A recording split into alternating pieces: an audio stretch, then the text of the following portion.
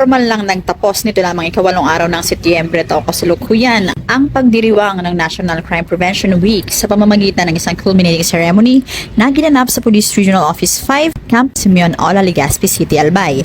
Tampok sa nasabing okasyon si Honorable Noel E. Rosal, Gobernador ng Albay, bilang panauhing pandangal at tagapagsalita. Sa temang pinalakas na pamahalaang lokal para sa ligtas na pamayanan, binigyang diin ang mahalagang papel ng lokal na pamahalaan sa pagpapatatag ng programa laban sa krimen sa ilalim ng Community Service-Oriented Policing. Ipinahayag ni Police Brigadier General Rogelio Raimundo Jr., Pro-5 Deputy Regional Director for Administration, ang kolektibong responsibilidad ng pulisya at mamamayan sa pagpapanatili ng kaayusan, habang iginiit din ni Honorable Rosal na ang crime prevention ay tungkulin ng buong lipunan at nangangailangan ng pagtutulungan ng PNP, lokal na pamahalaan at komunidad. As we hold this 31st National Crime Prevention Week 2025 culminating ceremony, this is a manifestation of our commitment.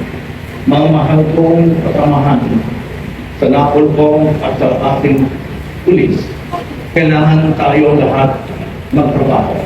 This is not only the concern of the PNP. This is not only the concern of the LGU or our government agencies, but this is the concern of everyone. Kabilang sa programa ang paggawad ng Plaque of Gallantry kay Patrolwoman Caril Ann Tabirara sa kanyang kabayanihan noong kasagsagan ng Super Typhoon Pipito at pagkilala sa mga partner agencies sa mga inisyatiba kontra krimen.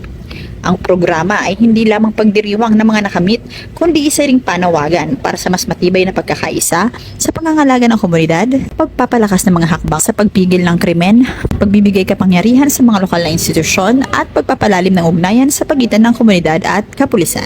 Mula dito sa Bicol Region, ako ang inyong PNN Correspondent, Staff Sergeant Irene Hamid Iyabag, alagad ng batas, tagataguyod ng Balitang Pulis.